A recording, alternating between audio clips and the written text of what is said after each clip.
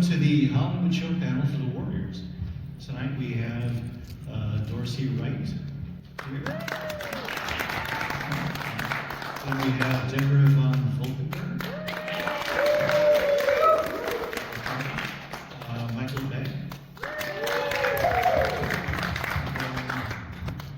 Conrad Sheehan. Ron Ryder. Thank you very much for being here. So The Warriors, it's a 1979 action thriller directed by Walter Hill, based on a novel of the same name. Before the movie started filming, we used little weapons, and yeah, let's start here, maybe down at the end. Stunt school.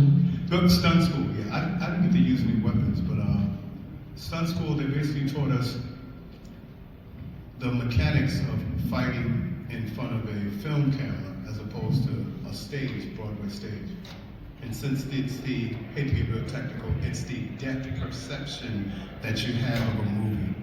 So, since you don't know how far people are away in a movie, I could be this far away from Michael, and it's all the timing. Because if you see me from behind, you don't know that my punch stops here. So all it is throw. He was terrible, let's do that again. All it is this way, throw, right. And since it's this way because of the screen, it's throw, and you think the punch came here, but it's so far away that unless you miss your mark, which is the mark on the ground, when you run up, you stop so I can throw. So my bad experience, my one and only, was Joel Weiss, who was one of the actors in The Rogue.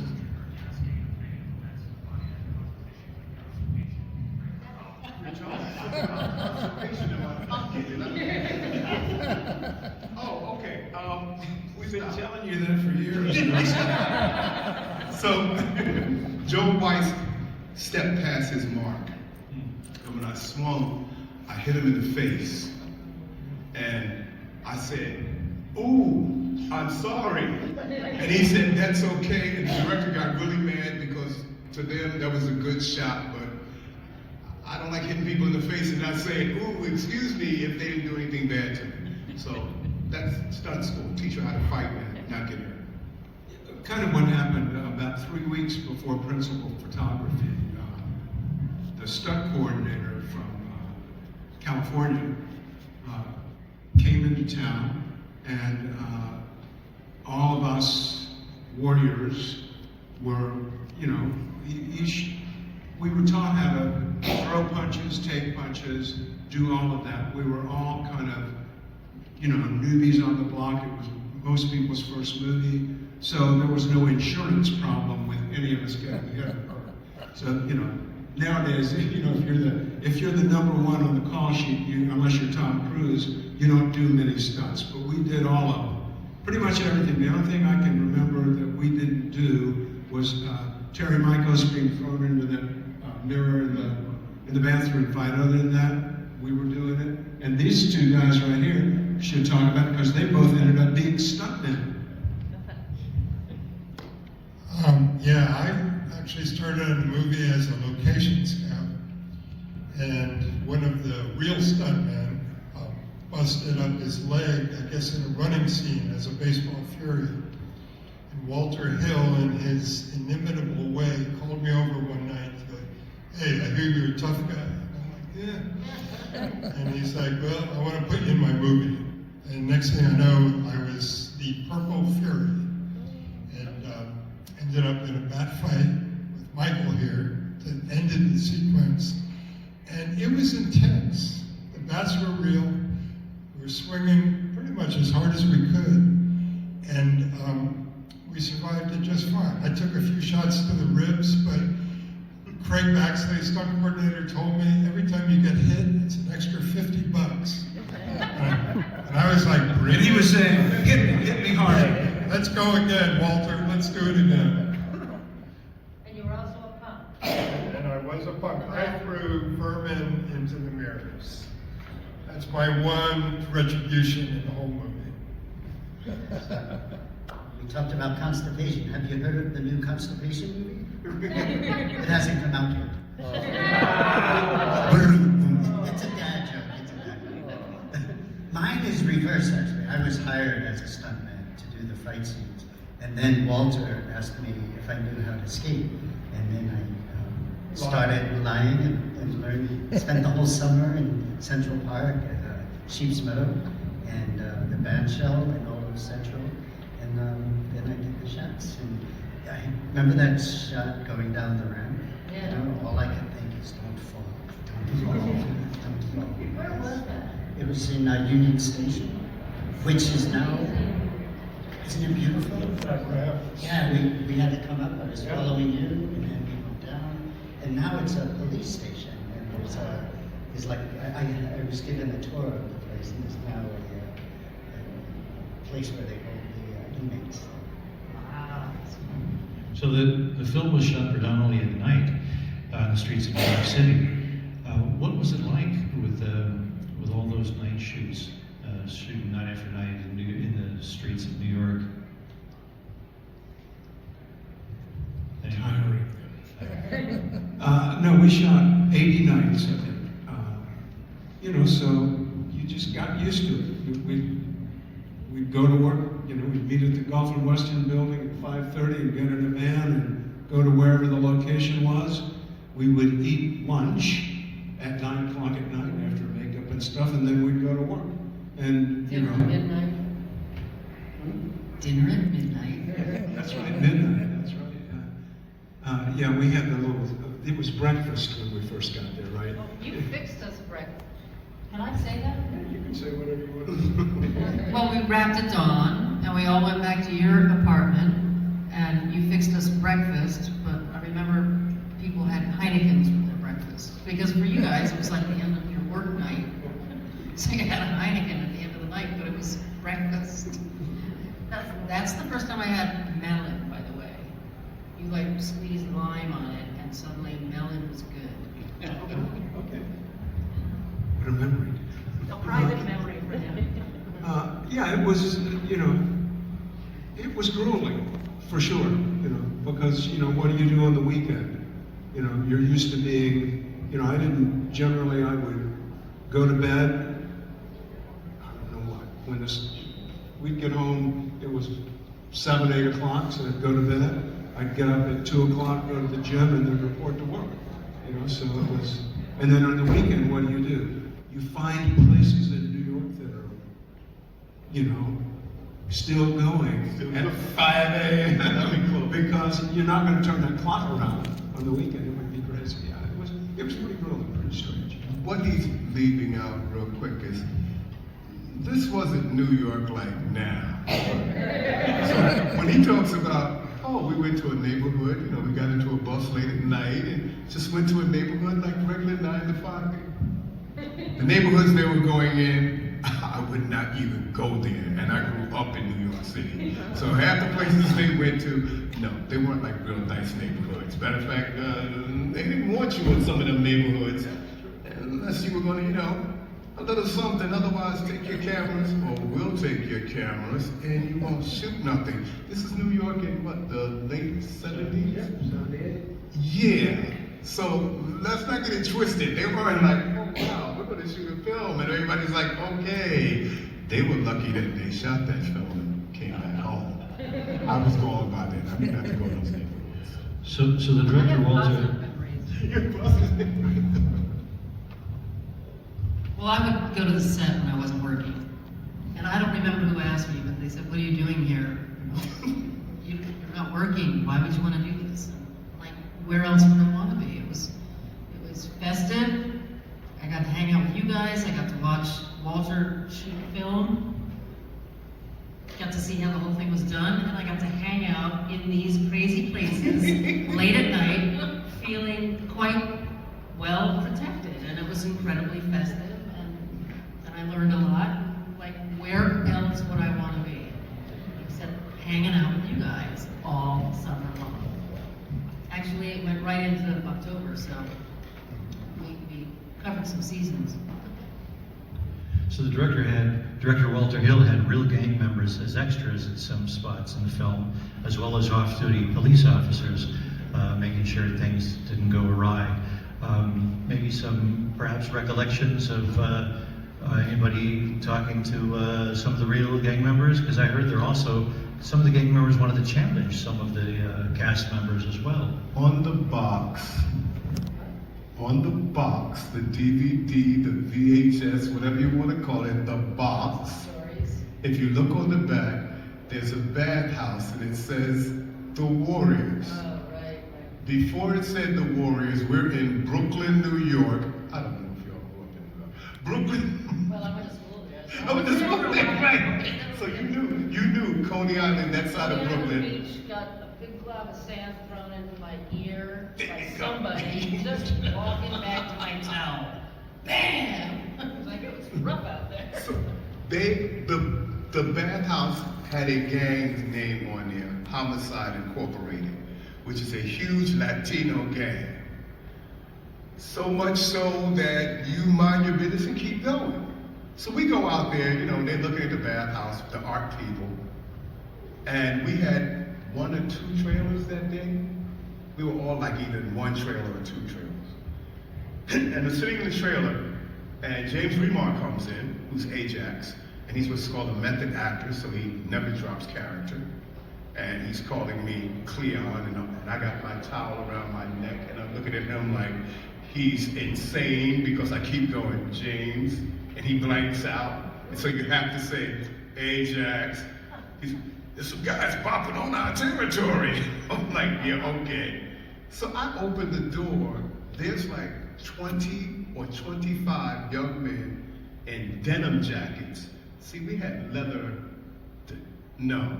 Back then they wore denim jackets, and each one of the jackets on the back said, Homicide Incorporated. And the guy wanted to know, because James told him, I'm the leader. He wanted to know, why did I go over his tag?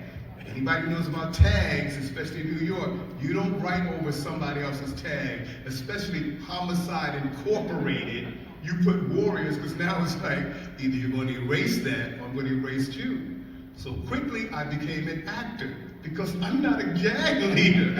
And I told them, my name is Dorsey Wright, we're here doing a film. If you have any problems, see those guys standing on the beach with the camera and the 2 cops? You need to go talk to them. And some of those guys, not all, wound up in the conclave, cheering that night. Homicide. What was her name?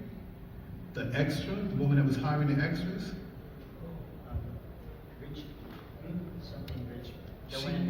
She was hiring a lot of people who had the look. They had the look for a reason.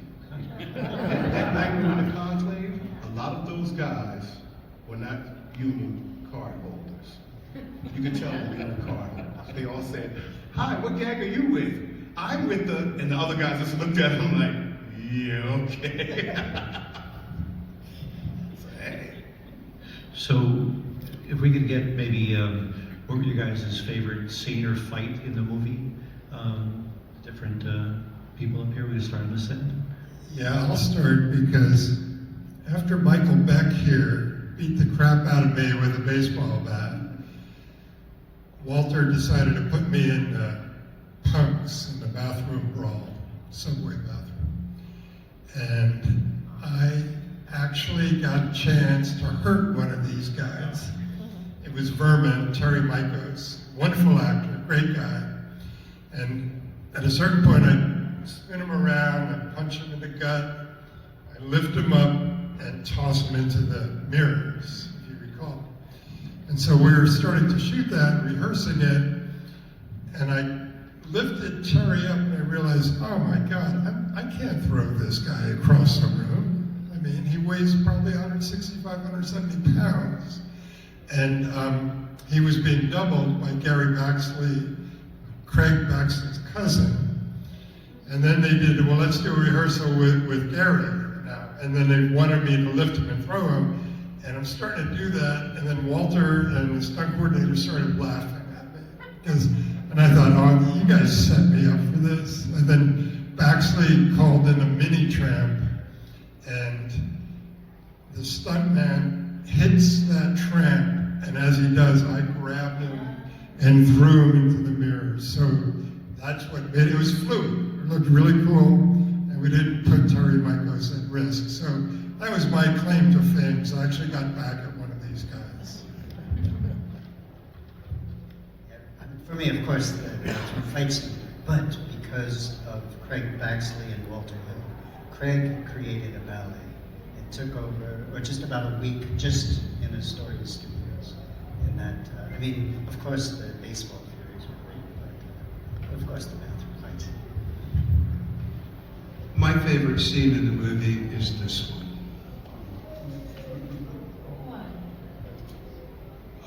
The prom scene. Yeah. That's my favorite scene.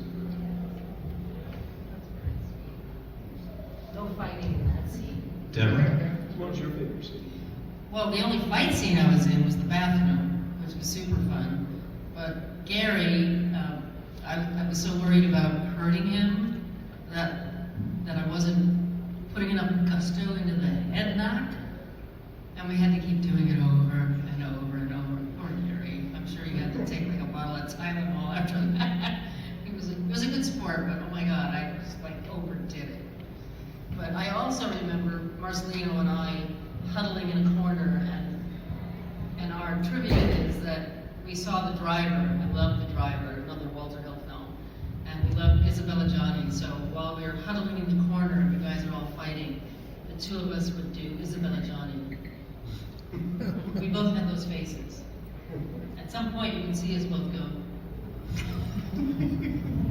But yes, that was my favorite fight scene. But yes, well, I love that prom scene too, and I love the editing. Oh my God, with the sun, my face melding into the sunrise. That was very cool. But I also love when we're walking and the credits are rolling. We're all walking, and Michael and I just keep walking, and we keep walking, and I'm like, did they yell cut yet? And he's like, just keep walking.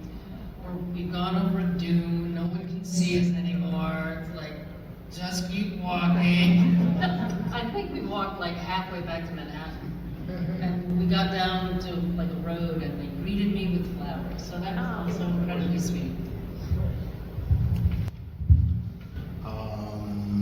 When Cleon finally got killed and the movie started becoming a really good movie, that was come on, it was like, get him out of the way.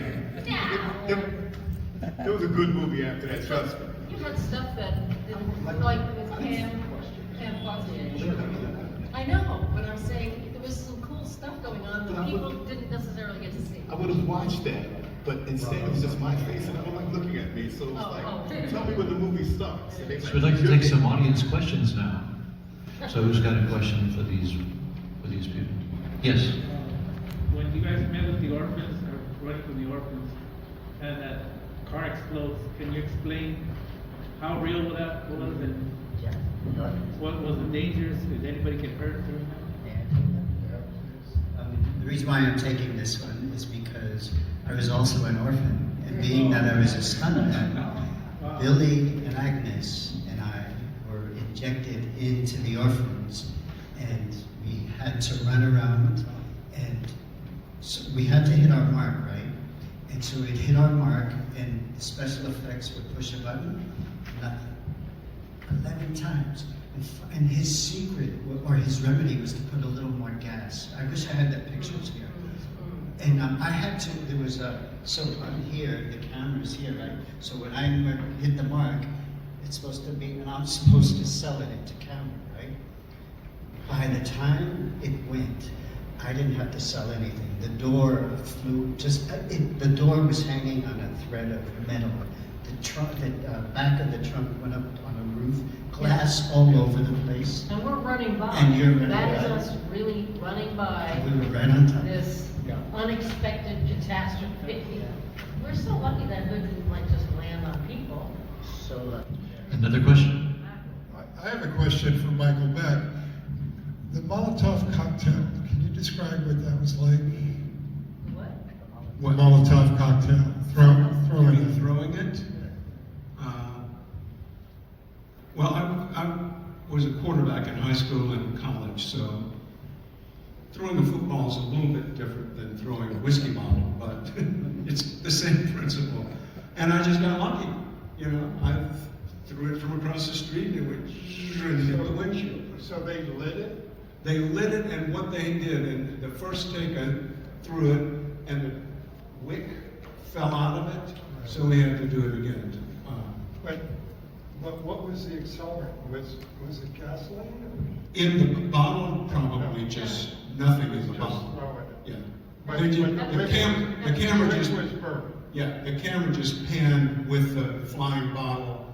It hits the windshield and then, you know, and then it blows up. Yeah. But, yeah, I remember Andy Laszlo, the cinematographer, he loved this. He said, "Okay, quarterback, now this is your chance." But so the pressure was on, you know. So I got lucky in it. Yeah, it was great. Any more questions? Quiet crowd. Oh, So, at the time, I know that sequels weren't in fashion to be made in the 80s at the time, but was there any discussion of continuing the story of the characters and where, like Swan and other characters, where would they be after the movie ended, do you think? Only in our imaginations, I think. Because it seemed by the end of the film, Swan was resigned to give up that life. Well, he was wondering if Swan gave up gang life And move on down the Something a line. little more- I think that, obviously, we don't know because the script ended there, but I think that what I was left with playing him was that, we fought all night to get back to this. It's the first time this kid's ever questioned what he's doing, what his life is like in this place. So I think it planted a seed in him of maybe going, not necessarily leaving New York, but leaving this kind of life for something that was better. At least, that's what I was thinking inside. Yeah. And Mercy would come along for the ride, of course. another question. Yeah. I just know I'd like it. I have two questions. The first one is, how much do you think you ran in those 90 or 80 days that you spent filming? Oh, wow. How much do you think you ran? Like distance? Yeah. Well, I'll tell you what, we were all in good shape by the time that movie was over. If we weren't running, we were fighting, or walking in the rain in one scene. That was probably the worst one of all, just getting cold. Especially for David Harris, because he didn't like getting cold. He hated the little spritz bottles to make you sweat. But yeah, we were everybody was in pretty good shape. Well, we were young, so that helps. And I think Walter certainly, in his casting, not only cast people that he knew could play the roles like he wanted them played, but he cast people that he felt could hold up to the physical, what was going to go on. He knew what was going to go on, so he didn't cast people that weren't going to be able to make it through 4 months of, running and fighting. It was a very physical kind of movie. Yeah, I'll speak for the Warriors. As a baseball fury, I thought we ran a lot. They ran and ran and ran, and they ran through the whole friggin' movie. And it was really impressive, because as a fury, the few scenes that I had to run, I was like, wow, man, this is really taking a lot out of me. And they ran the whole time, plus all that fighting. So it was grueling. It was really grueling. Sorry about my voice. My second question is, one of my favorite scenes is when you two are walking in the subway and it's just you, and you have that kiss with the train coming by. And it's the only time that you really expose yourself as, hey, I'm looking for something more. Was that hard to film? Different from the rest of the movie? Hard to know. My memory's a sieve now. I'm trying to remember that moment. as we're kind of preparing for the scene, and maybe you came over and sat next to me, and maybe I said something about, I'm trying to feel. What the heck was it? Because you said, well, don't worry, because you are alone. I don't know. You said something. You said something kind of cruel, but it was all prep to like just put me in that place before we did that strut thing where we had that conversation that led to my desperate begging for something. I was impressed with how he timed it to that train. Yeah, same here.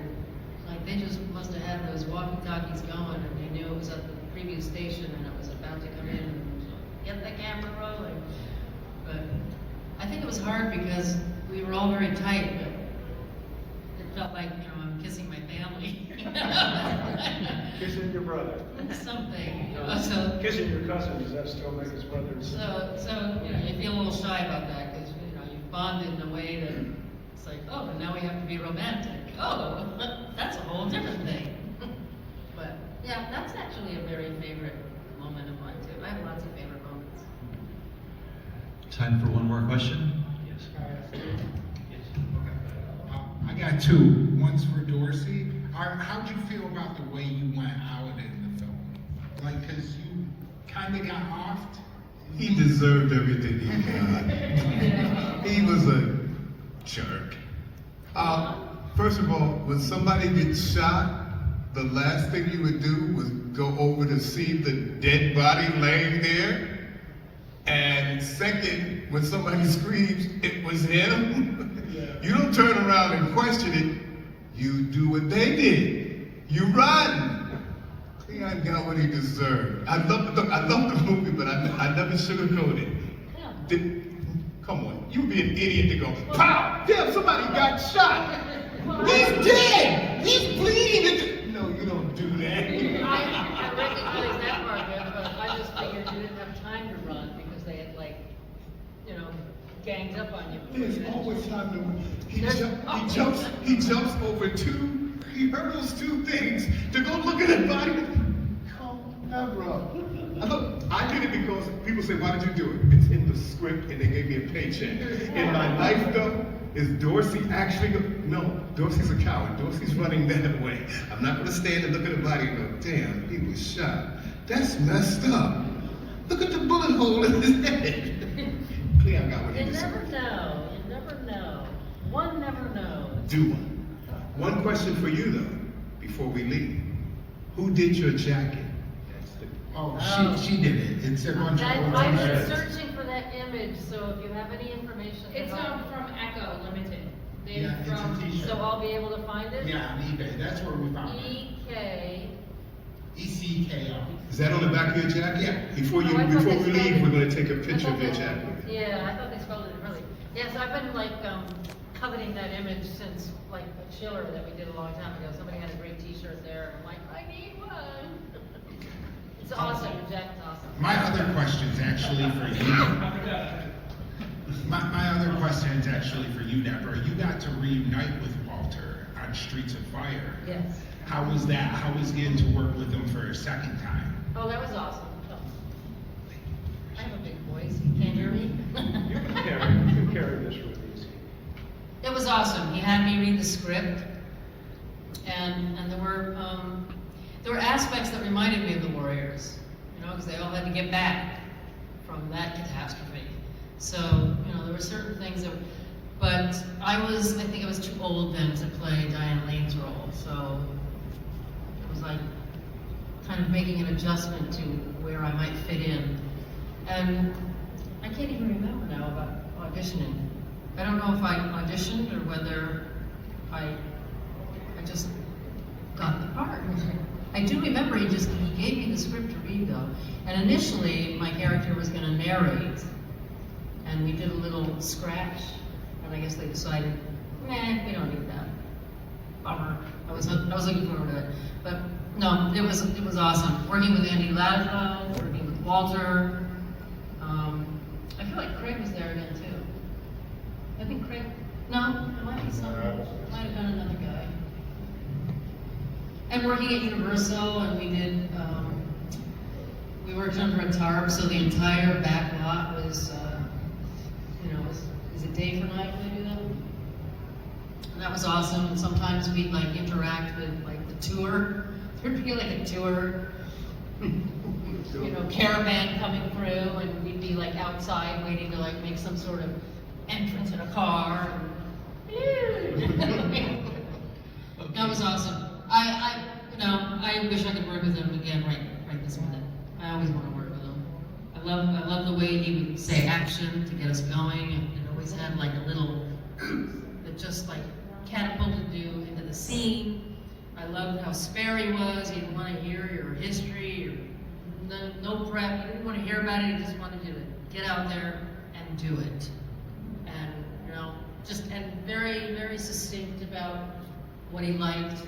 Not a lot of gushing, but I liked it. It was just clean, it was spare, and I adore it. All right, so as we wrap up, what is everybody doing these days? Are you guys on social media? Does anybody have a web store that people can buy extra autographs on, or maybe announce the upcoming appearances? Anybody want to plug anything? That sounds like an idea I should take up and do that. Anybody on the web? Anybody on social media? I have a book I'm just coming out with. It's called Purple Fury, and it just breaks down my entire experience shooting the Warriors, from when I was a location scout, to fighting Michael, to throwing vermin into the mirrors, plus a lot of stuff that happened to me when I was in Hollywood, when I got out here. So yeah, you go to purplefury.net and find my book. Fantastic. Anybody else? Website or a web store or anything? Fan page on Facebook. And what are you guys doing these days? Anybody? I do a lot of artwork. What's your Auditioning, artwork, What's your medium for the art? a lot of different things at this point. I took up some sculpting, so I do sculpting workshops up in Ojai. There's mixed media journaling, I paint, I draw. I'm thinking about making a jacket. Where can fans see your work? I got the pattern, I got the fabric, I got a little Warriors patch. I'm trying to invent something, but I just need to be creative all the time. Deborah is a wonderful artist, visual artist. I mean, really fantastic. Just anything that keeps the brain and the hands busy. Where can we see your work? Do you have a website up for your work? We should post stuff on my fan page, but my administrator, he likes to kind of put his flavor in there, so he hasn't really posted my artwork, so I'll talk to him about that. See if we can find something that we both agree would be fun to show. But that would be the only place, I guess, to see that right now. Okay, next. I just retired New York City Transit Authority for 31 years of service. Big deal. Work hard. Terrible job, I just love to mention. Anyway, I'm sorry, I'm stupid. I do voiceovers. Michael does too, so it's no big deal. I do voiceovers for dog food commercials and cars and whatever the hell they pay me for. And I did a commercial not too long ago, yeah, I've seen with the little girl and variant, yeah, right. That basketball, if you saw that, I missed that shot so many times. And an AD, this female, while we're on lunch break, was just from everywhere.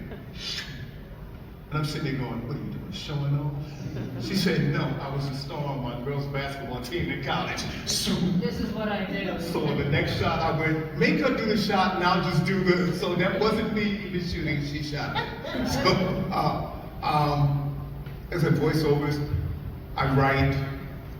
My music's terrible, I do music too. Everybody sits down and does music. But my main thing right now is that I'm enjoying this second half of my life much more than I did the first. So I've become a more outward person, a more accepting person, and you see things a lot clearer.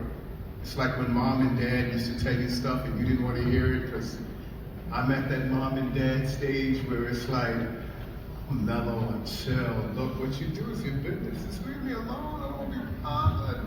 And I'm enjoying my retirement right now. And the best thing is this. All they gotta do is tell me, hey, there's a plane, there's a building, they want a sign, and if the right people are gonna sit next to me, I'm there. Fantastic. We like hanging around with you. Thank you all. Thank you, guys. Thank you.